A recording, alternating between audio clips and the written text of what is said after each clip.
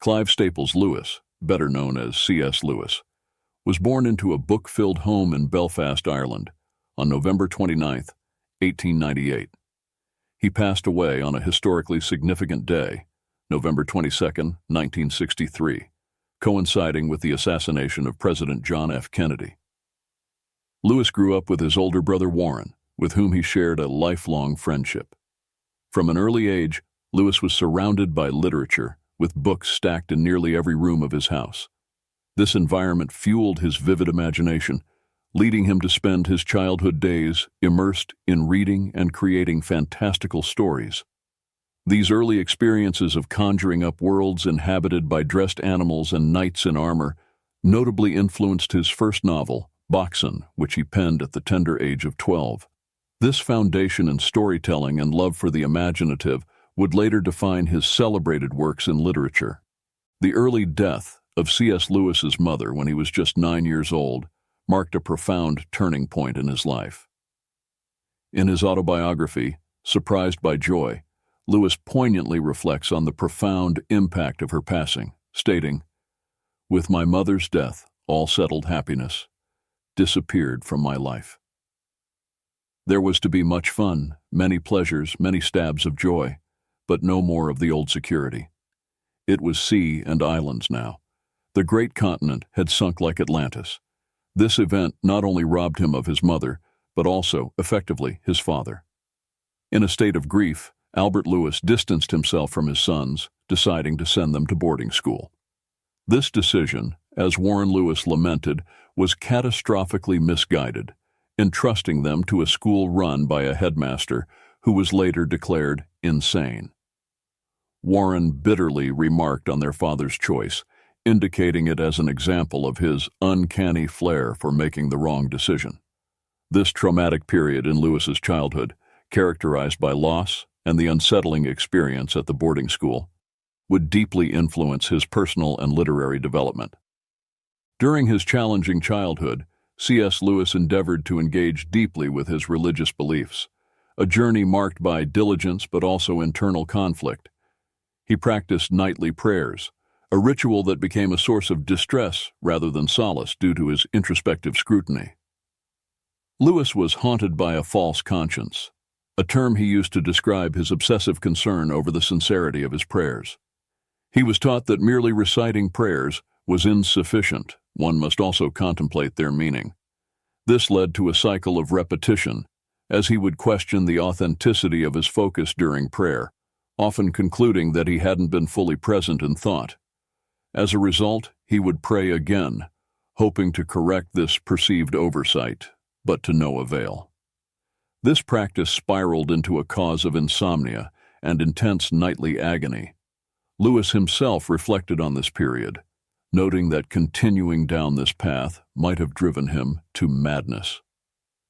This experience underscores the complexity of Lewis's early spiritual life, revealing a profound struggle with faith and the pressures of religious conformity. Don't forget to subscribe to the channel and hit that like button. It really helps us keep bringing quality content to you. At the age of 16, C.S. Lewis's educational journey took a pivotal turn when he was placed under the tutelage of W.T. Kirkpatrick, affectionately known as Kirk, or the Great Knock. Kirkpatrick, a formidable intellect and educator, profoundly influenced Lewis's analytical and expressive abilities. Their initial encounter vividly illustrates Kirk's rigorous pedagogical method. Upon Lewis's casual observation about the wildness of Surrey's landscape, Kirk challenged him to define wildness and justify his expectations, revealing Lewis's use of the term as vague and unfounded. This meticulous scrutiny of thought and language set the tone for Lewis's entire tutelage under Kirk, instilling in him a foundational discipline in thinking, writing, and speaking with precision and logic. Kirkpatrick's influence extended beyond mere academic instruction. He shaped Lewis's approach to critical thinking and expression, qualities that would become hallmarks of Lewis's literary and academic career. Lewis's time with Kirk not only honed his skills, but also imbued in him a profound respect and gratitude for his mentor. attributes that Lewis acknowledged throughout his life. The clarity and rigor Lewis developed under Kirkpatrick's guidance were evident in his meticulously crafted arguments for faith, his precise use of language, and his effective teaching style. Even after Kirkpatrick's death, his intellectual legacy continued to resonate with Lewis, influencing his writing as though Kirk's discerning eye were perennially overseeing his work. This mentorship was instrumental in developing Lewis's distinctive voice, one that would come to be revered in both literary and scholarly circles. C.S. Lewis's journey from atheism to a deeply held Christian faith was influenced by a constellation of experiences, pivotal among them being his encounter with George MacDonald's Phantasts.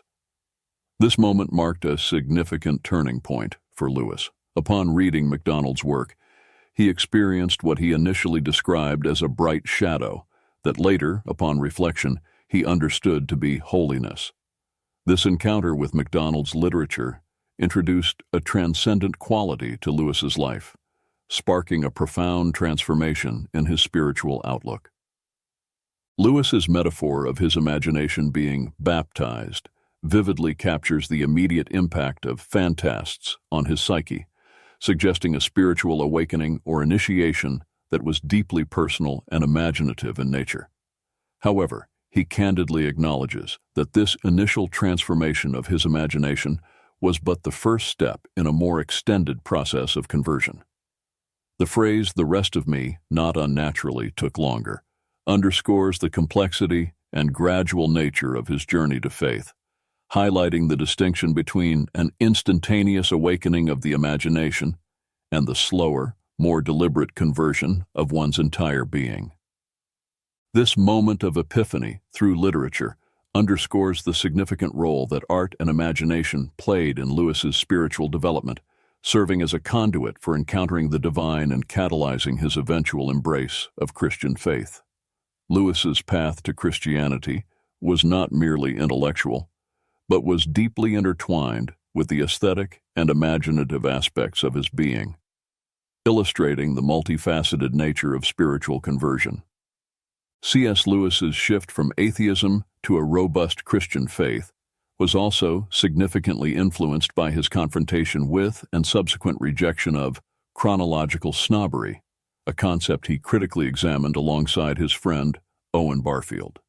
Chronological snobbery, as Lewis defined, is the predisposition to dismiss the thoughts, beliefs, and works of previous eras simply because they are older, favoring the contemporary intellectual climate without critical examination. This uncritical acceptance assumes that modern ideas are superior merely because they are current, neglecting the fact that each era, including the present, harbors its own set of misconceptions and limitations. Barfield challenged Lewis to scrutinize the reasons behind the obsolescence of certain ideas, questioning whether they were genuinely refuted, and if so, how and by whom. This line of questioning opened Lewis to the realization that every age has its characteristic illusions, which can be corrected only by engaging with the wisdom of the past. Lewis advocated for a balanced reading diet, suggesting that for every new book read, one should read an old one, to mitigate the risk of being trapped within the intellectual confines of the current age. Lewis posited that immersing oneself in the literature of past centuries serves as a remedy to chronological snobbery, likening it to allowing the clean sea breeze of the centuries to refresh our minds. This approach ensures a broader perspective, safeguarding against the myopia of contemporary biases and fostering a more nuanced understanding of truth.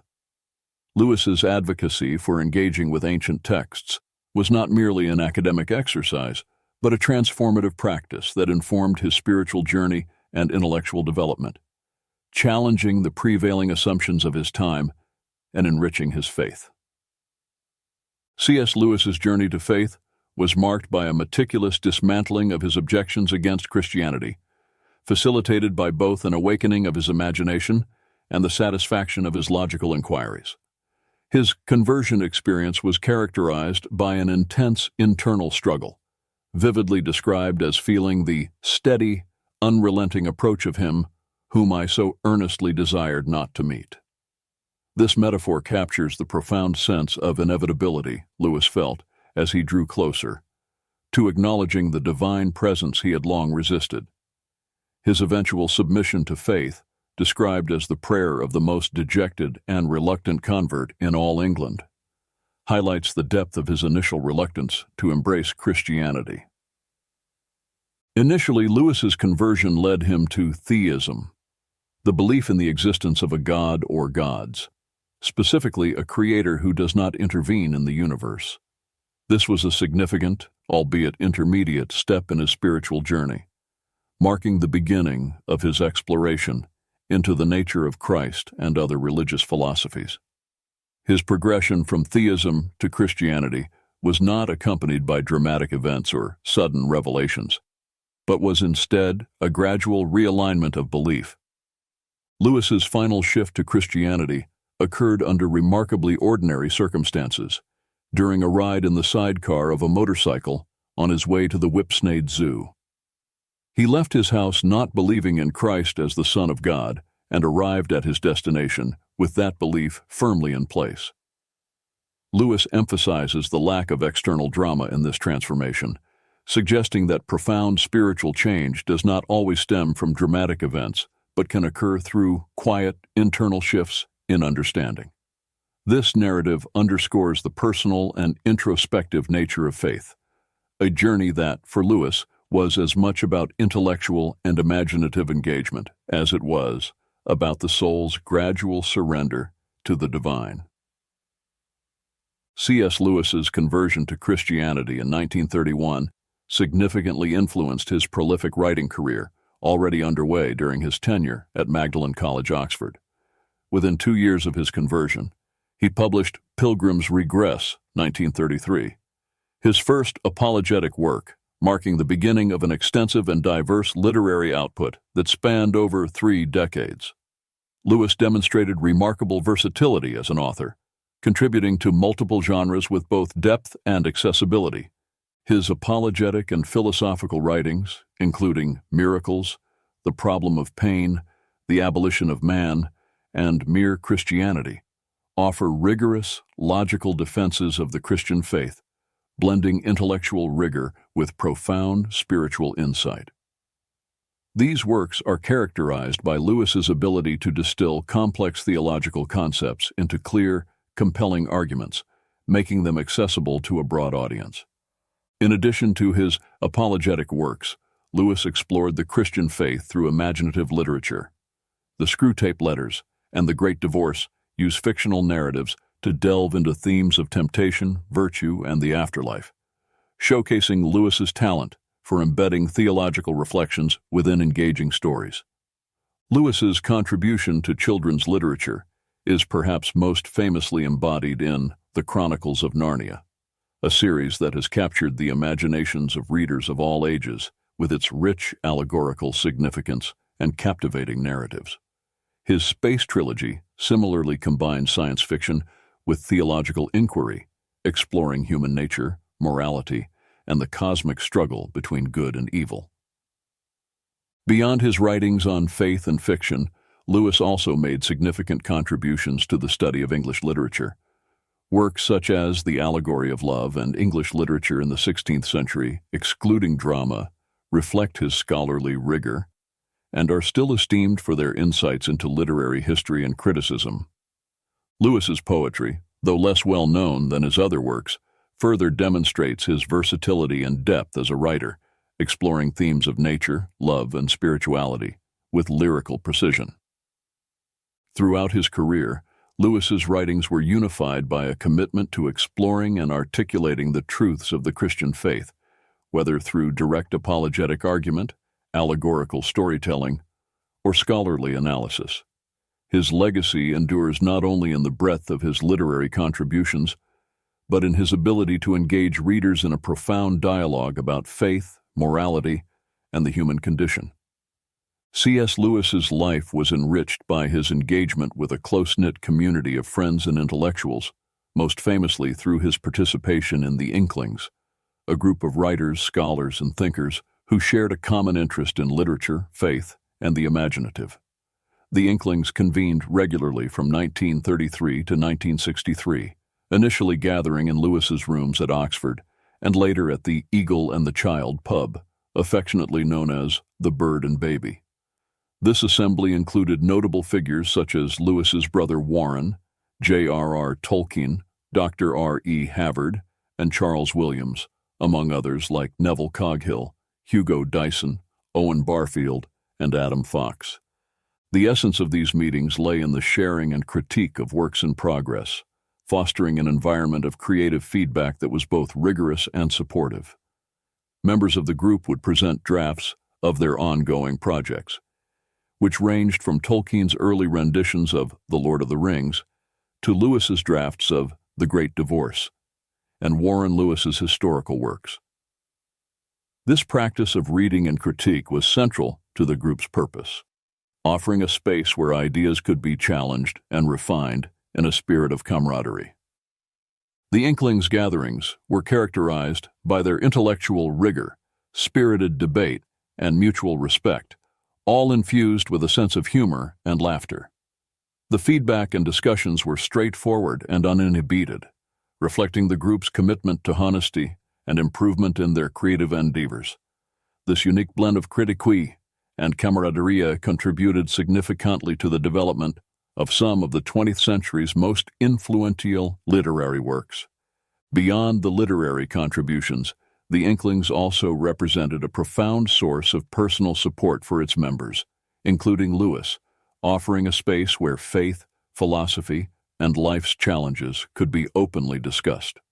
The group's impact extended beyond their immediate literary output, influencing broader discussions on Christianity, mythology, and the role of storytelling in human culture. The legacy of the Inklings, thus, lies not only in the remarkable works produced by its members, but also in the model of intellectual fellowship and creative collaboration they embodied. C.S. Lewis's marriage to Joy Davidman is a profoundly moving chapter in his life, one that has captured the imagination and hearts of many through its depiction in film adaptations like the BBC's and Hollywood's Shadowlands. Although the Hollywood version, featuring Anthony Hopkins as Lewis and Deborah Winger as Joy, takes creative liberties that introduce inaccuracies, Douglas Gresham, Joy's son and Lewis's stepson, has acknowledged the film's emotional truth, suggesting it captures the essence of Lewis and Joy's relationship. Joy Davidman, a writer in her own right, brought a profound change to Lewis's life. Their marriage began under the shadow of her battle with cancer, with little hope for a long future together. This context imbued their relationship with a poignant sense of urgency and depth. Remarkably, shortly after their marriage, Joy experienced a temporary remission of her cancer, granting them a brief but intense period of happiness and mutual fulfillment. For 2 years, they enjoyed a life enriched by love, intellectual companionship, and shared creativity, making the most of their unexpected time together. This interlude of joy was, however, short-lived. Joy's cancer eventually returned, leading to her death in 1960. The story of Lewis and Joy's marriage, particularly the way they faced her illness and cherished their time together, speaks volumes about Lewis's capacity for love, his deep emotional resilience, and the ways in which this profound personal experience influenced his subsequent writings and reflections on love, loss, and faith. Their relationship, with its deep emotional and spiritual connection, not only provided Lewis with personal happiness, but also enriched his understanding of suffering, love, and the human condition. This understanding would permeate his later works, offering his readers a deeper insight into the complexities of faith and the power of love to transform lives even in the face of death. C.S. Lewis's appearance on the front cover of Time magazine on September 8, 1947, marked a significant moment in his public recognition, particularly in the United States. The cover, with the heading, Oxford's C.S. Lewis, His Heresy, Christianity, highlighted the seemingly paradoxical nature of Lewis's prominence. An Oxford academic who was also a fervent defender of Christianity, in a time when such a stance was considered countercultural or even heretical by some in the secular intellectual community. This public acknowledgement was a testament to Lewis's growing influence as a Christian apologist and thinker. Lewis's foray into the realm of apologetics, particularly his philosophical defense of miracles, presented a stark contrast to the prevailing intellectual trends of his time, which often leaned toward skepticism regarding religious claims. His ability to articulate a robust defense of Christian doctrine and miracles in a logical and accessible manner contributed significantly to his rising stature as a leading voice in Christian thought. His impact was further amplified during World War II through his series of radio broadcasts on the BBC, which were later compiled into the book Mere Christianity. These broadcasts offered a systematic explanation of and argument for the Christian faith, reaching a vast audience during a period of global crisis and uncertainty. Lewis's clear, compelling manner of speaking and writing, combined with his intellectual credentials, made his presentations on Christianity persuasive to many listeners, earning him a place as one of the most recognizable and respected voices in Britain, second only to Winston Churchill during the war years. The juxtaposition of Lewis's academic position at Oxford with his public defense of Christianity underscores the unique and influential role he played in mid-20th century religious and intellectual discourse. His work not only bridged the gap between scholarly and popular audiences, but also provided a sophisticated yet understandable argument for faith in an increasingly skeptical world. The enduring appeal of C.S. Lewis's writings lies in his masterful synthesis of reason and imagination, a blend that invites readers to explore the depths of Christian faith with both the mind and the heart.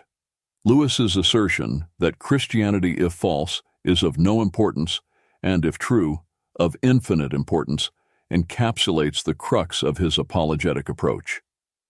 He challenges readers to consider the weight of Christianity's claims, positing that such claims demand a response of either total acceptance or outright rejection, with no middle ground for indifference. Lewis's analogy of believing in Christianity as one believes in the sunrise is particularly illuminating. He suggests that faith in Christianity, much like the belief in the sunrise, is not based solely on direct observation, but also on the way it illuminates and makes sense of the world around us. This perspective underscores the comprehensive explanatory power of Christian doctrine, which, according to Lewis, offers a coherent framework for understanding reality, morality, and human experience. Throughout his body of work, Lewis navigates the realms of reason and imagination with equal prowess.